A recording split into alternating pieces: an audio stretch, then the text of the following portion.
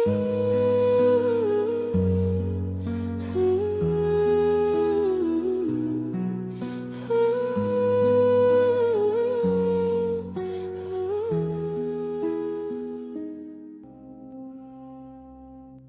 काखमा बसेको सानो तर मेहनती मानिसहरूले भरिएको गाउँ। त्यही गाउँमा जन्मिएका थिए हरिप्रसाद गौतम, एक गरिब किसान जसको जीवन आफैमा सङ्घर्षको पाठशाला थियो। हरिप्रसादको घर माटो र ढुङ्गाले बनेको थियो। छानो पुरानो खडले छाएको। घरमा श्रीमती माया, 2 छोरा र 1 छोरी थिए। जमिन थोरै, आम्दानी न्यून, तर सपना भने ठुलो थियो, आफ्ना छोराछोरीलाई पढाएर राम्रो मानिस बनाउने। हरिप्रसादको दिन बिहानको पहिलो घामसँगै सुरु हुन्थ्यो। कुखुराको बाससँगै उठेर खेततिर लाग्नु उनको दिनचर्या थियो। खेतमा पानी नपुग्ने समस्या, मलको अभाव, मौसमको अनिश्चितता यी सबै उनका दैनिक साथी थिए। कहिले अत्याधिक वर्षाले बाली बगाउँथ्यो, कहिले लामो खडेरीले खेत चिरा पर्थ्यो, तर यी समस्याले उनको हिम्मत कहिल्यै तोड्न सकेन। उनी भन्थे, जमिनले धोका दिँदैन, धोका त हामीले मेहनत नगर्दा हुन्छ। गाउँका धेरै मानिसहरू सहरतिर काम खोज्न गएका थिए। कसैले भारत, कसैले खाडी मुलुकको बाटो समाते, तर हरिप्रसादले गाउँ र खेती छोड्ने सोच कहिल्यै बनाएनन्। उनलाई आफ्नो माटोप्रति अपार माया थियो। गाउँका केही मानिसहरूले उनलाई मूर्ख भन्थे, यत्रो दुःख गरेर पनि के पाउने? तर हरिप्रसाद मुस्कुराउँदै जवाब दिन्थे, आज दुःख गरेन भने भोलि लाज बचाउनु पर्छ।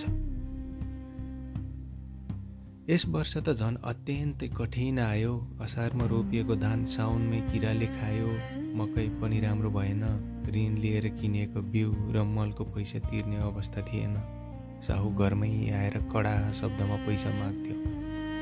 श्रीमती मायाको आँखामा चिन्तर आँसु देखिन्थ्यो। छोराछोरीले विद्यालय शुल्क माग्दा हरिप्रसादको मन भित्रैबाट चिरिन्थ्यो। त्यो बेला धेरै पटक उनलाई पनि हार मानौ कि जस्तो लागेको थियो। तर एक साँझ आगो ताप्दै गर्दा उनले आफ्ना छोराछोरीको अनुहार निहाले। उनीहरूको आँखामा भविष्यको सपना थिए। त्यही क्षण हरिप्रसादले मनै कसम खाए, जे सुकै होस् म हार मान्दिनँ। भोलिपल्टैदेखि उनले नयाँ तरिका अपनाउने निर्णय गरे।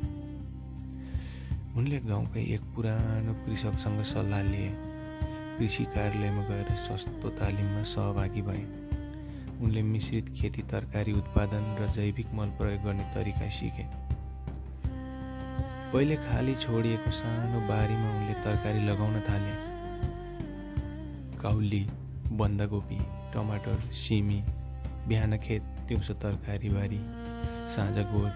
उनको शरीर थाक्थ्यो, तर मन सन्तुष्ट हुन्थ्यो। बिस्तारै तरकारी राम्रो हुन थाल्यो। नजिकको बजारमा उनले आफ्नै उत्पादन बेच्न थाले। सुरुमा आम्दानी थोरै थियो, तर नियमित थियो। ऋणको सानो अंश तिर्न थालेपछि मन हलुका भयो। अर्को वर्ष उनले साहस बढाए। सानो पोखरी खनेर माछा पालन सुरु गरे। गाउँका मानिसले फेरि हाँसे, किसानले माछा पालेर के गर्ला?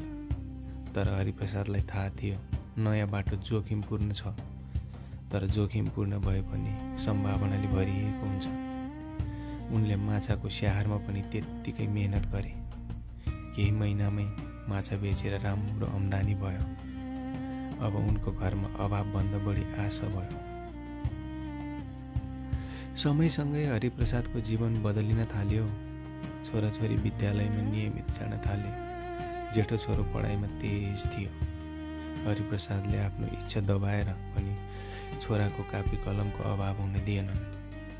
बाबा म ठुलो भएर इन्जिनियर बन्छु, छोराले भनेको दिन हरिप्रसादको आँखामा आँसु र खुसी दुवै थियो। गाउँका मानिसहरूको दृष्टिकोण पनि बदलिन थाल्यो। पहिले आलोचना गर्नेहरू अब सल्लाह दिन आउन थाले। हरिप्रसादले कसैले पनि निराश फर्काएनन्। उनले सिकेका तरिका सबैलाई सिकाए। उनले भने, ज्ञान बाँड्दा घट्दैन, बढ्छ। सिमले गाउँमा तरकारी खेती र माछा पालन फैलिन थाल्यो। गाउँमै रोजगारीको अवसर सिर्जना हुन थाल्यो। एक दिन जिल्ला कृषि कार्यालयबाट टोली आयो। उनीहरूले हरिप्रसादको खेत, बारी र पोखरी अवलोकन गरे।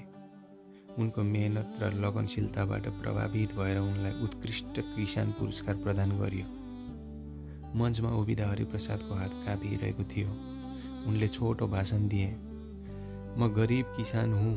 मसँग धन थिएन, तर मसँग मेहनत गर्ने हात र हार नमान्ने मन थियो। यही मेरो सबैभन्दा ठुलो पुँजी हो। आज हरिप्रसाद धनी मानिस होइनन्, तर सम्मानित छन्।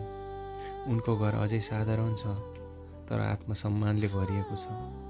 छोराछोरी आफ्नो लक्ष्यतर्फ अगाडि बढिरहेका छन्। गाउँलेहरू उनलाई प्रेरणाको स्रोत मान्छन्। हरिप्रसादको कथा हामीलाई के सिकाउँछ भने सङ्घर्ष नै जीवन हो। कठिनाइ बिना सफलता आउँदैन। मेहनत गर्नेहरू कहिल्यै निराश हुनु पर्दैन, किनकि निरन्तर प्रयासले ढिलो छिटो सफल भइहाल्छ। परिस्थिति जति नै कठोर किन नहोस्, यदि विश्वास, धैर्य र मेहनत साथ दियो भने गरिबी पनि पराजित हुन्छ। अन्ततः जीवनको सार यही हो। हार नमान्नेहरू नै इतिहास बनाउँछन्। हरिप्रसाद जस्ता साधारण किसानहरूले देखाएको असाधारण साहस र श्रमले समाजलाई अघि बढाउँछ। त्यसैले जब पनि जीवनमा कठिन घडी आउँछ, सम्झनुहोस्, सङ्घर्ष नै जीवन हो र मेहनत गर्नेहरू कहिल्यै निराश हुँदैनन्।